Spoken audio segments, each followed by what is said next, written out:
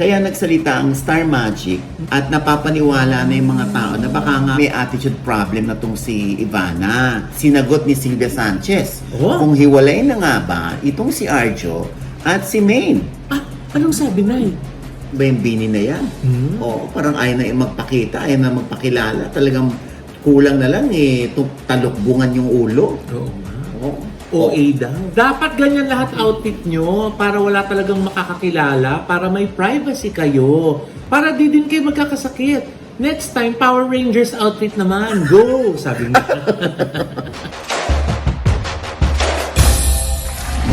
Hello mga ka-update! Ito po ang inyong mga lingkod. Ito ba si Mga Lord? Tita Jen! Ito naman po si Papa O, si Odi Diaz, ano pa nga ba? Ang laging yung inihirit sa amin. Chika na! Dali! Ay! Ano nang nangyayari sa mga ngayon? Diyos ko. Ayun na nga. Ayan, nilinaw na ng Star Magic, no? Oh. Yung kay Ivana, no? Hindi dahil may attitude si Ivana, kaya siya ay mawawala o nawala sa Batang Quiapo. Kundi talaga namang tinangkilik, nagkaroon sila ni Tanggol ng parang sort of love team. Oo, pero syempre, sinabi nga doon ay may prior commitment naman talaga si Ivana, no? Oo. Ba't ngayon lang, te? Kailan mo ba gusto? Pero tagal-tagal na naman. Baka syempre, kaya nagsalita ang Star Magic, dahil nga syempre, misunderstood na si Ivana. At napapaniwala na yung mga tao na baka nga may attitude problem na tong si Ivana. Kaya papatayin na yung character sa Batang Quiapo. Pero may marami yung nagulat na kasi hindi marami ang nakakaalam na under din pala ng Star Magic itong si Ivana. Oo, sila ni Perry Lansica. So, kumanage. Manage siguro. Kasi ang alam ko, no, Loy? Oh. Oo. Yes, Pag gagawin Noy. kang bita, Yes, Noy. Noy pa. Kakaloka ka.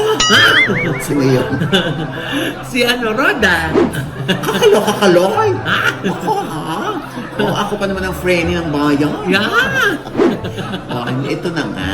So ngayon nagsalita ng Star Magic, sana tahimik na yan. At sana ay mag-iba yung maling impression nila kay Ivana.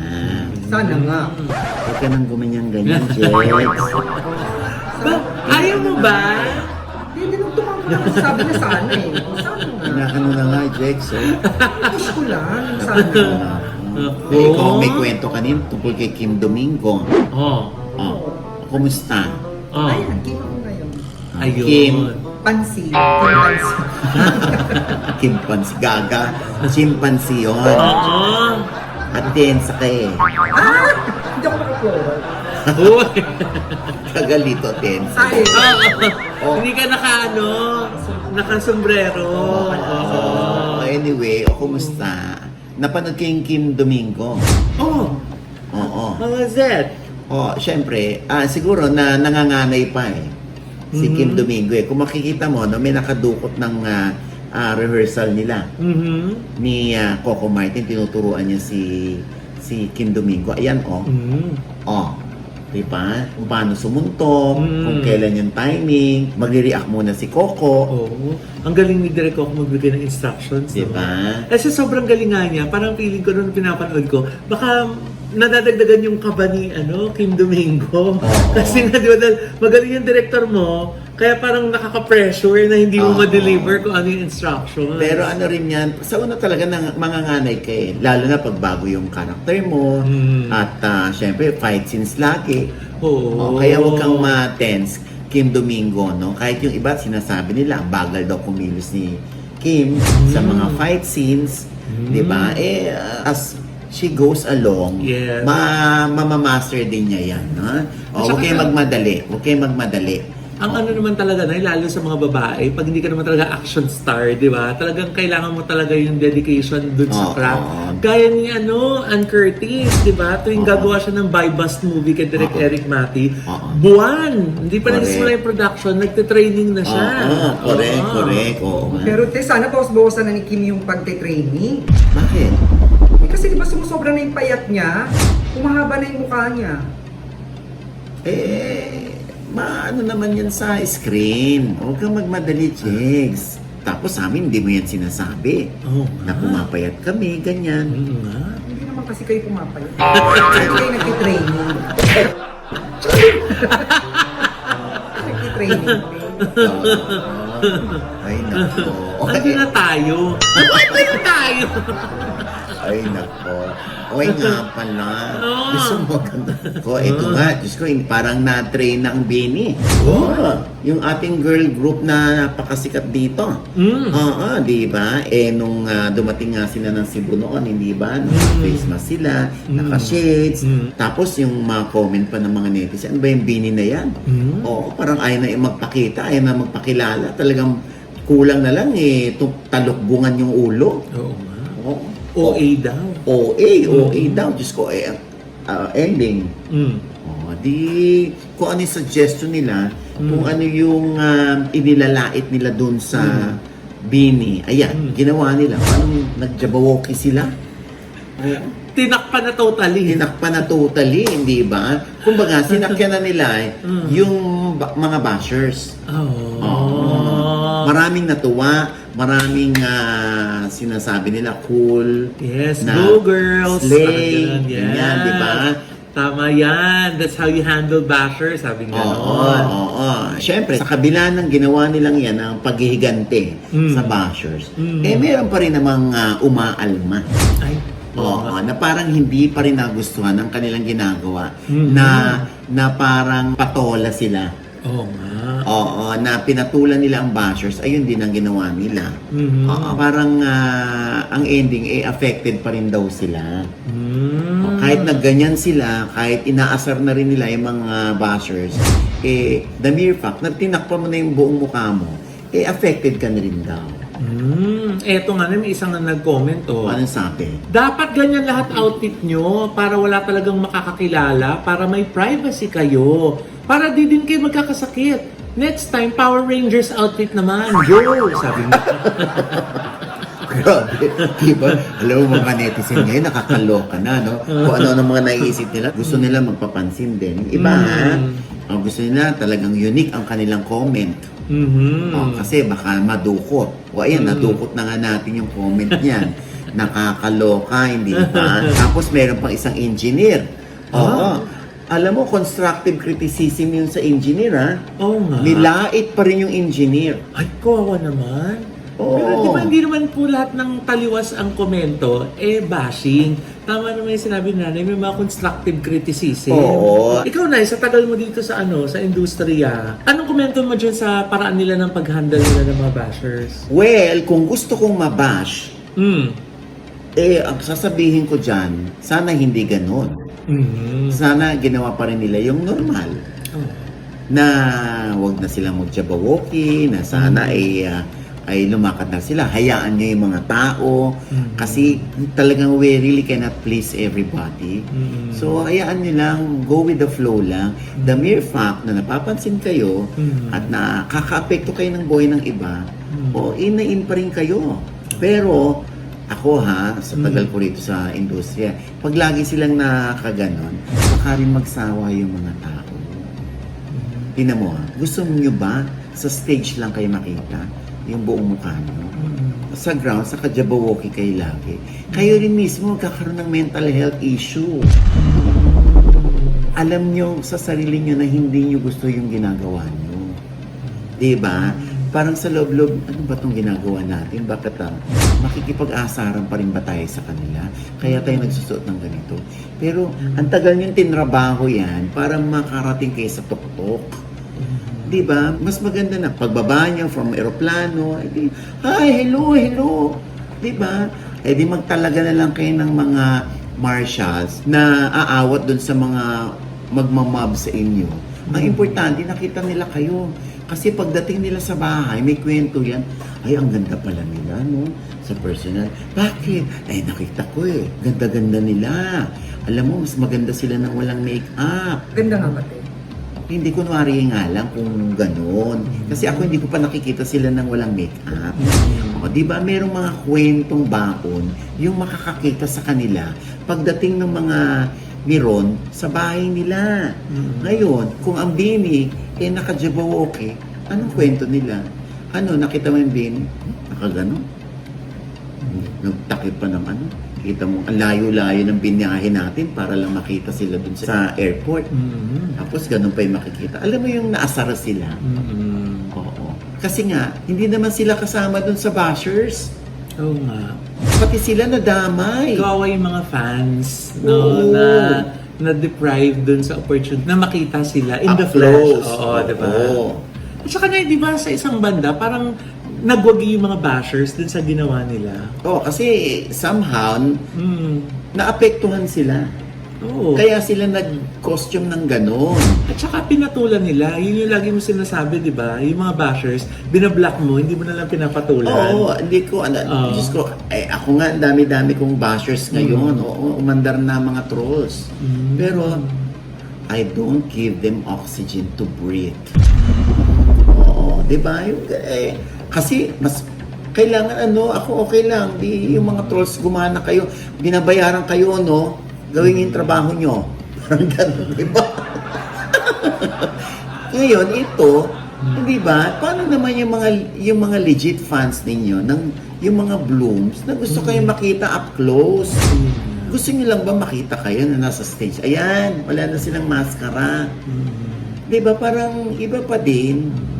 Pag nakikita kayo in the flesh, kahit kayo yung nakamaskara, alam nyo hindi kayo happy sa ginagawa nyo. Baka dumating yung time, di ba? Maglakad kayo sa kalye. Naku, yan yung nagtatakip ng mukha, ng maskara.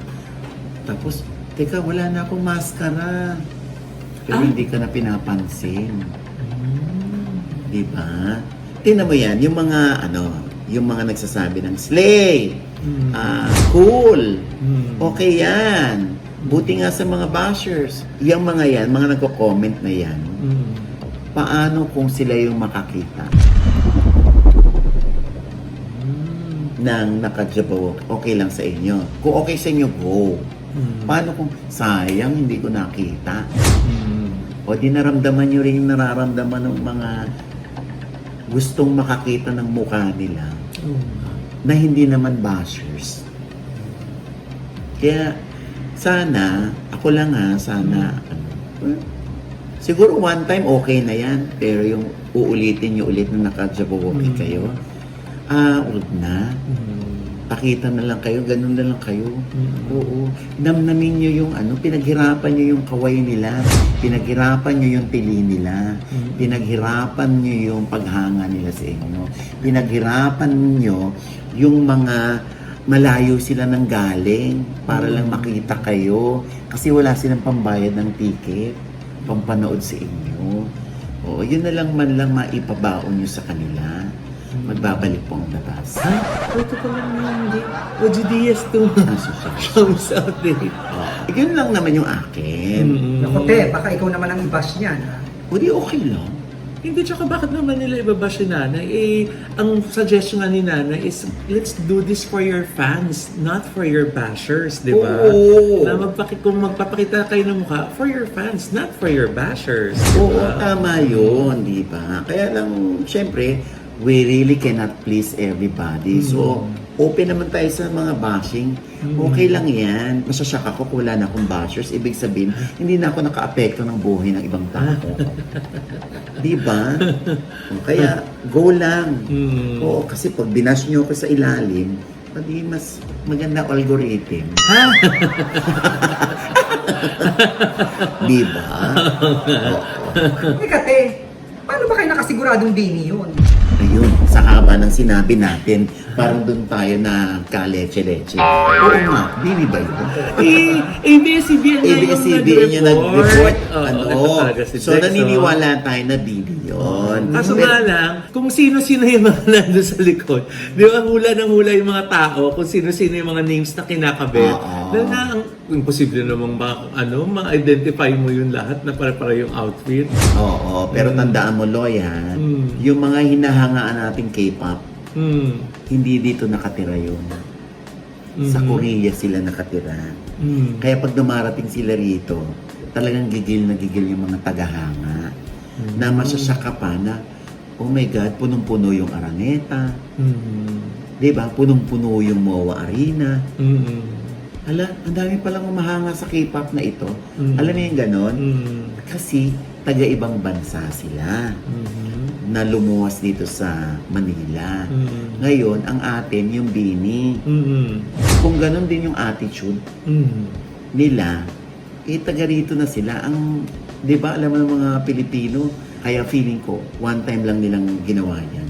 Mm. At sana, huwag nang maulit. Okay na yung one time na nang inis lang kayo ng bashers. Mm. Yung susunod, sana pag blooms ang nakakita sa inyo at yung mga legit mga fans nyo, Mm. deserve nilang makita mga mukha nyo.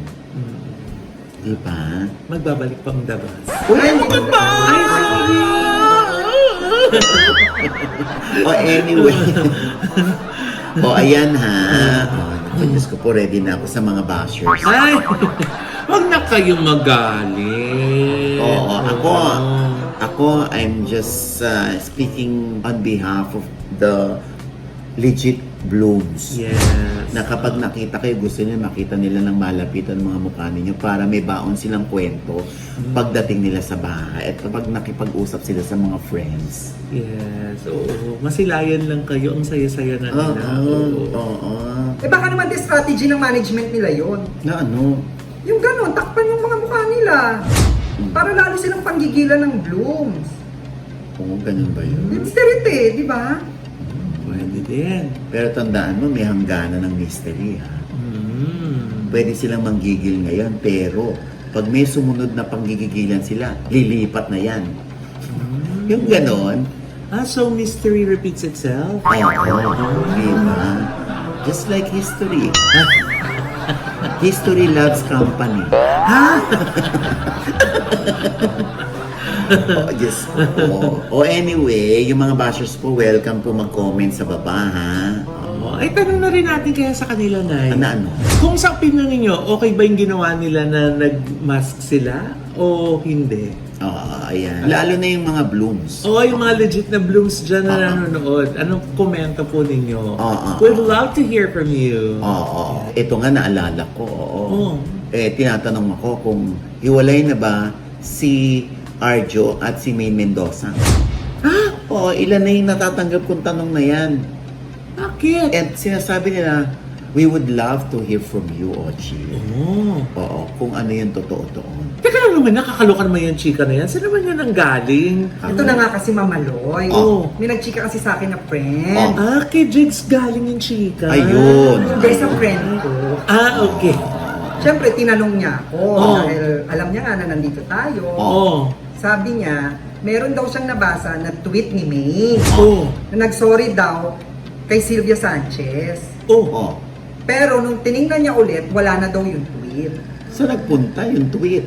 Wala na raw yung tweet, na-delete na. Yun nga, yung tanong mo, tapos nakarating din sa akin, tinatanong din ako kung gaano katotoo. Siyempre, mahirap namang maniwala agad-agad. Kaya naman kinuha natin ang panig ni Sylvia Sanchez. No? Oo. At ang sabi ni Ibiang, Ay, papel? Pahina. Lumaluha. At yun na nga, sinagot ni Sylvia Sanchez. Kung hiwalay na nga ba itong si Arjo at si Maine. Anong sabi, Nay? Sabi ni Ibiang, ay mare, yan ang hindi totoo. Kakarating lang nila galing Bangkok. Namili sila ng sampalok. Kasi masarap daw yung sampalok galing Bangkok. Ang taray. Doon pa talaga bumili. Joke lang. Ano ba? Totoo ba? Hindi, ito nga. Serious na. Kakarating lang nila galing Bangkok. Bumili sila ng pills dahil gusto nilang pumayat. Bangkok pills? Ito. Alam.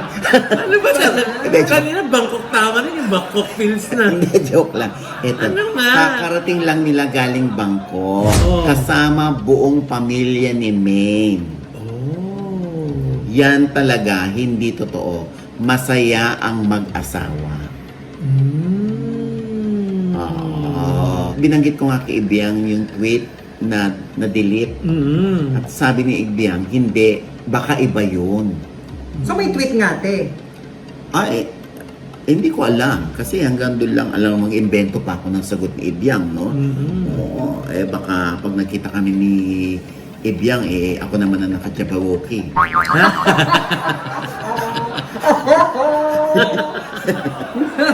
Diba? Oo, ayan ha, malinaw. Si Arjo at si Maine Patin.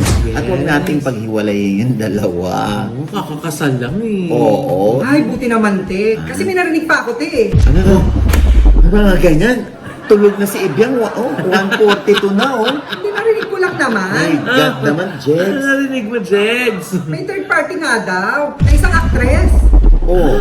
Ano, what about that actress? Nagkaanak daw si Arjo doon. Kanina, tweet lang yung alam ni Jegs. Ngayon, Oo. mas malalim pa pala. Narinig ko lang. Diyos ko. If we hold on together, I know our dreams will never Hindi, die. baka isipin nila sila pinagbibintangan. Hoy, wala. Gaga. Kumakanta lang kami. Kumakanta ka Grabe eh. ka naman. Bakit? Sino may-ari ng kanta na yan? Ah. Oo, walang may-ari ng kanta na yan. Ha? If we hold on naman? together. Nakakaloka naman yan. Dati si Maine yung may anak, ngayon si Arjo naman yung may anak. Oo, di ba? Abangan natin, magkakaapo rin yan. So, te, pag dininay ba nung sangkot sa issue, ang issue, maniniwala na tayo. Depende yan sa mga netizen. Depende rin yan sa ating konsensya. Di ba? Alam mo, dito nga, di ba, Jex, alam mo yan. Minsan, totoo na yung nababalita natin. Tapos, ididinay ng artista. Tapos, ang ending, tayo yung at stake ang credibility. Tapos, eventually, malalaman tama pala tayo. Ayun. Diba? Ang nagsalita na si Ivyang. Oo. Hindi mo magsisinungaling sa akin yung si Sylvia Oo Sanchez. naman. Oo. And with that, mga kaibigan, ito po ang inyong mga link. Ito po si Mama Lo, yung mga nanonood dyan na hindi pa namin subscriber, please subscribe now na. Click na may subscribe button na nandiyan sa ibaba. Siyempre pa, ang kanya-kanya naming channel. Yes, sana manood at mag-subscribe po kayo sa channel ko. That's Mama Loy, M-A-M-A-L-O-I. At nandiyan po nakapost pa din ang aming Sorsogon trip, di ba? Yes. Sa bayan ni Sir Romer ng RCC Staffing Solutions USA. Para sa Yes. mga teachers po na gusto po magtrabaho abroad. At pati na rin po yung sa mga nurses, at di ba po mga skills, meron na rin po silang Jazz Corp Manpower. Romer, Oo, di ba? ha? Talaga kasi nga, dati puro teachers lang. Ngayon, mas malawak na yung saklaw nila na lahat na ng skills pwede nila tanggapin. Ako, di ba? Bongga. Ayan ha, Romer, hindi mo pa na ibibigay yung regalo sa kanila. Ha? Ayan sila. Uy! Meron ba? Hindi kami na-expect Alam mo na, sabi mo, for the love. Talaga nagpunta kami doon for the love. Oo nga. Oo. Joke lang naman yung sinabi ko, may regalo si Romer. Ay, ayun na nga. Thank you, Sir Romer. We At love syempre you. pa, oo, ayan, ang ating face ay galing sa ND Skin Beauty and Yes. Wellness. Oo, ayan, oo. Mm. Kanina galing ako dun sa ND. Oo, talagang meron na silang pantanggal ng pimples pero hindi na piniprick ng gano'n. Ay, ano na? Oo, nakalimutan ko ang tawag eh. Oh. Tapos meron na naman doon nagpunta dahil lang sa atin. Wow, thank you Oo. po. Sabi ko na nga ba eh. Oo, tapos yung mga drip nila kasi napaka-effective ah. Ay na. Waechos, puro. Grabe. Oo. Ganyan lang kakonti yung drip pero concentrated. Yes. Ang Oo. bongga. Ang Oo, dami na diba? rin nagpapadrip na kasi Oo. iba-ibang klaseng drip din yan. May Correct. pang immune booster, meron Oo. din pampapayat, meron Oo. din pampaputi, di Yes, ba? oo. Depende po yan din sa requirement ninyo kung ano yung gusto yung klaseng drip. Ilalagay nila dyan ang concoction. Tsaka pag Concoction. gusto may concoction. yung mga yung mga pigmentation mo gusto. Ah, yes, Meron oo. sila. Mm. Oo, para hindi nagdi-discolor ang face mo. Meron yun na, di ba? Yung lalagay mo yung mukha mo sa machine tapos i-assess. Assess mo yung age ng skin Yes, mo. si moisture and everything. Tapos kung regular po kayo magtitreat doon, meron kayo lagi kinukuha ng picture para kayo mismo nakikita niyo, uy, ito na pala yung nangyayari sa skin ko. Yes, ganun Bongga. sila. Sa ND Skin Beauty and Wellness lamang po yan. Yes. Ano? Yes, Jex? At sa Tita Jex channel, may bago po akong vlog dyan, panoorin nyo. At pasalamatan ko lang ang Iconic Star, ang Skin Perfect, at ang End Transition PH. Thank you po! Yes. Ayan. At syempre pa, ang ating mga paboritong doktor. Si Doc Jessica D ng Ideal Vision. Thank you, Doc. Oy, meron din sila Loy na branch sa US. Wow! Ayan ay sa Milpitas, San Francisco. At sa Daly City. Diba? Bongga! Ayan, tare. Tapos dito sa Pilipinas ilan? Dito sa Pilipinas, 180 plus Wow! branches. Ganyan ang Ideal Vision. Oo, di ba? At least itong Gorgeous Smile Dental Clinic, no? Oo, dalawa na ang branches.